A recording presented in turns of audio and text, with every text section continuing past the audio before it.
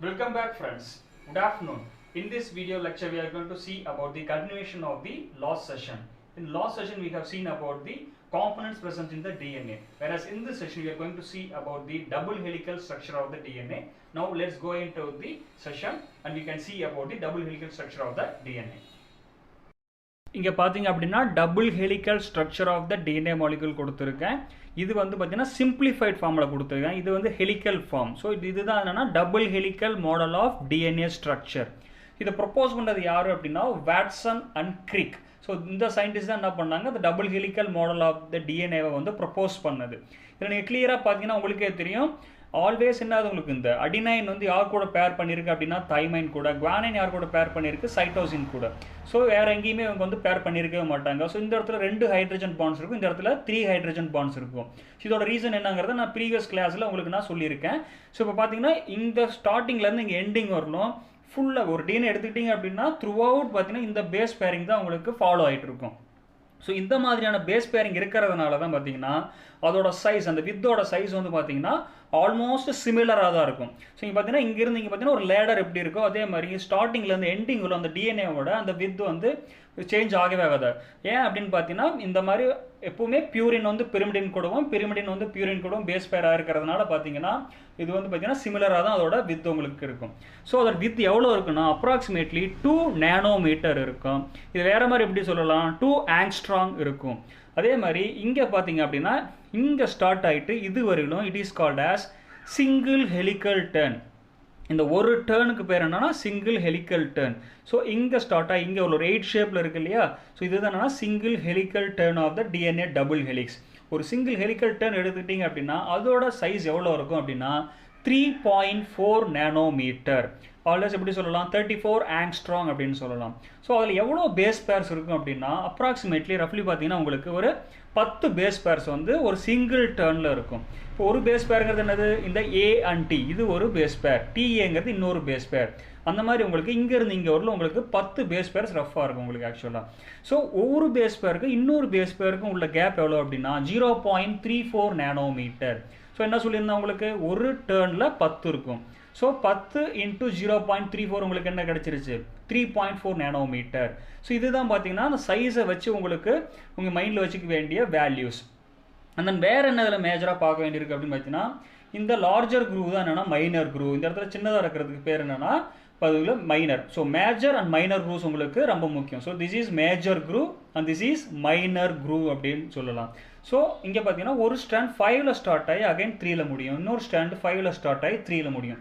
இதுக்கு பேர் தான் என்ன சொல்லியிருந்தேன், ஆன்டி பேரலல் அப்படின்னு சொல்லி. ஆன்டி பேரலல் அப்படின்னா அகைன்ஸ்ட். ஆல்வேஸ் என்ன ஆகும், எப்பவுமே ஒரு ஸ்டாண்ட் 5' to 3' ரன் ஆகுதுன்னா ஆப்போசிட்டில் பார்த்தீங்கன்னா இங்கிருந்து தான் ஸ்டார்ட் ஆகும் 5' to 3'. ஏன்னா அவங்களோட ஸ்ட்ரக்சர் அவங்களோட பாண்டிங் நேச்சரை பொறுத்து எப்பவுமே டிஎன்ஏட 2 ஸ்ட்ராண்ட்ஸுமே ஆப்போசிட்டாக தான் ரன் ஆகும் உங்களுக்கு. அதான் பேர் தான் என்ன சொல்லுவாங்க அப்படின்னா ஆன்டி பேரலல் ஸ்ட்ரக்சர் அப்படின்னு சொல்லுவாங்க. அது ஏன் அப்படி நடக்குதுங்கிறத வந்து பார்த்தீங்கன்னா இப்போ நான் உங்களுக்கு சொல்கிறேன். பார்த்தீங்க அப்படின்னா உங்களுக்கு நான் நியூக்ளியோடைட் ஸ்ட்ரக்சர்ஸ் கொடுத்துருக்கேன். ஸோ இது ஒரு இண்டிவிஜுவல் நியூக்ளியோடைட், இது ஒரு இண்டிவிஜுவல் நியூக்ளியோடைட், இன்வெர்டட் ஷேப்பில் கொடுத்துருக்கேன். ஏன் அப்படின்னு பார்த்தீங்கன்னா அடினைன் வந்துட்டு தைமைன் கூட பேஸ் பேர் பண்ணணும். அப்போ அடினைன் எங்கே அட்டாச்சாக இருக்கும், ஃபஸ்ட்டு லொக்கேஷன் ஆஃப் த சுகரில் அட்டாச்சாக இருக்கும். அதே மாதிரி தைமைன் எங்கே அட்டாச்சாக இருக்கும், ஃபஸ்ட் லொக்கேஷன் ஆஃப் சுகரில் அட்டாச்சாக இருக்கும். சப்போஸ் நான் அதே மாதிரி சேம் டைரக்ஷனில் இருந்துச்சு அப்படின்னா இந்த தைமைன் வில் பி இந்த சைடில் இருக்கிறதுனால உங்களுக்கு பேரிங் நடக்காது. ஸோ இன்வெர்டட் ஷேப்பில் இப்படி வந்து திரும்பும் போது தான் நான் உங்களுக்கு பேரிங் வந்து கரெக்டாக நடக்கும். ஸோ அதனால் பார்த்தீங்க அப்படின்னா இந்த சைடில் இருக்கிற ஸ்டாண்ட் வந்து பார்த்தீங்கன்னா ஆப்போசிட்டாக தான் உங்களுக்கு ரன் ஆகும். ஸோ இங்கே கிளியராக உங்களுக்கு கொடுத்துருக்கேன் பாருங்கள். ஸோ அடினைன் என்ன ஆயிருக்கு, உங்களுக்கு சுகர் கூட பாண்ட் ஆயிருக்கு. ஸோ சுகர் வந்து ஃபாஸ்பேட் பாண்ட் ஆயிருக்கு. ஸோ இது என்னென்னா சிங்கிள் நியூக்ளியோடைட். ஸோ இந்த சிங்கிள் நியூக்ளியோடைட் இருக்கு இல்லையா, அப்போ என்ன ஆகுது, இந்த இடத்துல பார்த்தீங்கன்னா சிங்கிள் நியூக்ளியோடைடில் OH குரூப் ஃப்ரீயாக இருக்குது. ஸோ இந்த இடத்துல என்ன ஆயிடுச்சு உங்களுக்கு, இந்த OH இருந்த இடத்துல வந்து ஒரு நியூ நியூக்ளியோடைட் வந்து ஜாயின்ட் ஆயிருக்கு. ஸோ இது வந்து செகண்ட் நியூக்ளியோடைட் வந்து அந்த 3' லொக்கேஷனில் வந்துட்டு உங்களுக்கு ஜாயின்ட் ஆயிருக்கு. அதே மாதிரி பார்த்தீங்கன்னா நெக்ஸ்ட் நியூக்ளியோடைட் வரும்போது நெக்ஸ்ட் 3' போய் ஜாயின்ட் ஆகும். இப்போ அனதர் நியூக்ளியோடைட் வந்துச்சு அப்படின்னா அகைன் 3' போயிட்டு ஜாயின்ட் ஆகும். இப்போ பார்த்தீங்கன்னா எப்படி ரன் ஆகுது உங்களுக்கு, ஸோ ஸ்டார்டிங்கில் இந்த 5' ஃபாஸ்பேட் குரூப் ஆல்வேஸ் ஃப்ரீயாக தான் இருக்கும். இந்த சைடில் வந்து ஒரு நியூக்ளியோடைட் வந்து ஜாயின் ஆக முடியாது. எப்பவுமே எங்கே ஜாயின் ஆகும், 3' சைடில் தான் வந்துட்டு வந்து பாண்ட் ஃபார்மேஷன் பண்ணிவிட்டு ஃபாஸ்பேட்னால ஒரு நியூக்ளியோடைட் வந்து ஜாயின் ஆக முடியும், ஆப்போசிட் டைரக்ஷனில் ஜாயின் ஆக முடியாது. ஸோ இப்படி போயிட்டே இருக்கும்போது அந்த டிஎன்ஏ எவ்வளோ லென்த்தாக இருந்தாலும் அதோட எண்டில் இருக்கக்கூடிய லாஸ்ட் நியூக்ளியோடைடில் அந்த 3' சைடில் இருக்க OH குரூப் வந்து ஃப்ரீயாக தான் இருக்கும். ஸோ இது ஒரு ஸ்ட்ராண்ட் பார்த்தீங்கன்னா எப்படி இருக்கும் உங்களுக்கு 5' 3' இருக்கும். ஸோ இன்னொரு சைடில் பார்த்தீங்கன்னா ஆப்போசிட் ஸ்ட்ராண்ட் இது. ஆப்போசிட் ஸ்ட்ராண்டில் பார்த்தீங்கன்னா அது உங்களுக்கு இது first second and third. So third லொக்கேஷனில் OH வந்து இன்வெர்ட்டடாக இருக்கிறதுனால மேலே வந்துடும் உங்களுக்கு. ஸோ இது என்ன இருக்கும் உங்களுக்கு 3' OH இருக்கும். அகைன் இந்த ஃபாஸ்ஃபேட் 5' சைடில் இருக்குது. So phosphate will be attach to the next sugar molecule. இது ஒரு நியூக்ளியோடைட், இது செகண்ட் நியூக்ளியோடைட், இது தேர்ட் நியூக்ளியோடைட். ஸோ இதோட எண்ணில் பார்த்தீங்கன்னா இருக்கும் இந்த ஸ்டாண்டர்ட் எண்ணில் ஒரு சைடில் 5' இருக்கும், ஒரு சைடில் 3' இருக்கும். எப்பவுமே பார்த்தீங்கன்னா 5 to 3, இங்கே 3 to 5, இப்படி ஆப்போசிட்டாக தான் எப்பவுமே இருக்கும். இதுக்கு பேர் தான் என்னன்னா antiparallel structure of this double helical DNA molecule அப்படின்னு சொல்லுவாங்க. அதனால தான் பார்த்தீங்கன்னா always DNA will be antiparallel அப்படின்னு சொல்கிறது. அதே மாதிரி பார்த்தீங்கன்னா இந்த DNA ஸ்ட்ரக்சருக்கு ஸ்டெபிலிட்டி அதிகமான அந்த ஸ்டேபிள் நேச்சர் வந்து யார் கொடுக்குறாங்க அப்படின்னா இந்த ஹெலிக்கல் ஸ்ட்ரக்சர் தான். இப்போ எக்ஸாம்பிளுக்கு இது ஃபஸ்ட் அப்படின்னு பார்த்தீங்கன்னா இது செகண்ட் பேஸ் பேர். இப்போ நம்ம ஸ்டெப்ஸில் வளைஞ்சு ஸ்டெப்ஸ் ஏறும் இல்லையா, அதே மாதிரி பார்த்தீங்கன்னா இங்கே அந்த ஸ்டாக்ஸ் மாதிரி என்ன இருக்கும் உங்களுக்கு நல்லா வளைஞ்சு அந்த ஆங்கிள் பார்த்தீங்கன்னா ஸ்டாக்ஸ் மாதிரி உங்களுக்கு நல்லா கர்வ்டாக இருக்கிறதுனால பார்த்தீங்கன்னா அது ஹெலிக்கல் ஸ்ட்ரக்சர் ரொட்டேட் ஆகிட்டே வரும். அது என்ன சொல்லுவாங்க ரைட் ஹேண்டட் ஹெலிக்ஸ் அப்படின்னு சொல்லுவாங்க. ஸோ ரைட் சைடு தான் நான் உங்களுக்கு இந்த DNA வில் பி ரொட்டேட்டிங். அதனால தான் அதுக்கு பேர் என்ன அப்படின்னா ரைட் ஹேண்டட் ஹெலிக்ஸ் அப்படின்னு சொல்லுவாங்க. அப்போ சுற்றி உங்களுக்கு என்ன உங்களுக்கு மேலே வந்து இப்படி போயிட்டே இருக்கும். ஸோ அதனால தான் அதுக்கு பேர் என்னன்னா ரைட் ஹேண்டட் ஹெலிக்ஸ். இந்த ஹெலிக்ஸ் நேச்சர் இருக்கிறதுனால பார்த்தீங்கன்னா இந்த DNAக்கு அடிஷ்னல் ஸ்டெபிலிட்டி இருக்குது. வேறஸ் RNAக்கு பார்த்தீங்கன்னா ஒரே ஸ்டாண்டு தான் இருக்கும். அதனால் அதுக்கு என்ன கிடையாது ஸ்டேபிள் கிடையாது, அது அடிக்கடி மாறிக்கிட்டே இருக்கும். ஸ்டெபிலிட்டி வந்து பெருசாக இருக்கவே இருக்காது. ஸோ DNA வந்து RNA கம்பேர் பண்ணும்போது more stable in nature. So இப்போ நம்ம என்ன பார்க்க போகிறோம் அப்படின்னா length of the DNA and RNA அதை எப்படி மெஷர் பண்ண போகிறாங்க அப்படிங்கிறத பற்றி நான் சொல்ல போகிறேன். எக்ஸாம்பிளுக்கு ஒரு ஸ்கேல் எடுத்துட்டீங்க அப்படின்னா சென்டிமீட்டர்ஸ் வில் பி தேர். 1லேருந்து 15 சென்டிமீட்டர்ஸ் இல்லை 10 சென்டிமீட்டர்ஸ் அந்த மாதிரி நம்ம சென்டிமீட்டர் வச்சு மெஷர் பண்ணுவோம். அதே மாதிரி DNA RNA இருக்குது அப்படின்னா அது எப்படி மெஷர் பண்ணுவாங்க, எவ்வளோ லென்த் இருக்குது அப்படின்னு you can see here RNA as well as DNA ரெண்டுமே கொடுத்துருக்கேன். ஸோ RNA ஆல்ரெடி என்ன சொல்லியிருக்கேன், RNA is made up of only single strand, ஒரே ஒரு ஸ்ட்ராண்ட் மட்டும்தான் இருக்கும், 2 strands இருக்கவே இருக்காது. whereas DNA it will be 2 strands இருக்குன்னு சொல்லியிருக்கேன். So RNA it is made up of only 1 strand.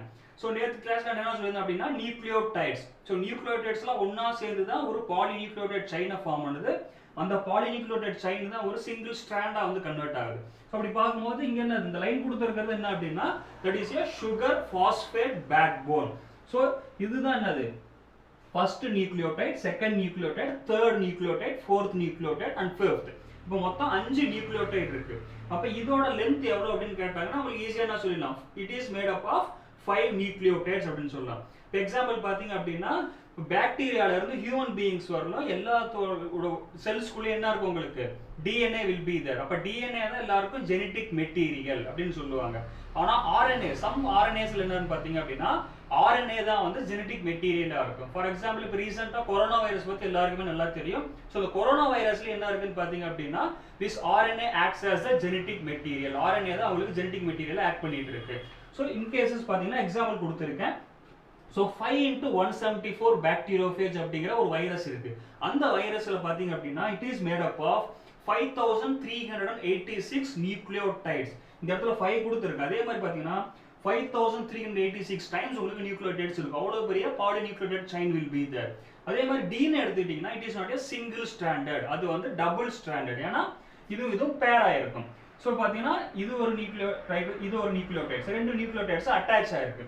அப்போ இது என்ன சொல்லுவோம் நைட்ரஜன் பேஸ், டீங்கிறது ஒரு நைட்ரஜன் பேஸ். அப்போ ரெண்டு என்ன ஆயிடுச்சு உங்களுக்கு இங்கே வந்து அட்டாச் ஆயிடுச்சு. So bonding between the A and T. இதுதான் சிங்கிள் பேஸ் பேர், இது செகண்ட் பேஸ் பேர், இது third base pair, fourth and fifth base pair. So இதோட லென்த் எவ்வளோ அப்படின்னு சொல்லலாம் 5 பேஸ் பேர் லென்த்னு சொல்லலாம்.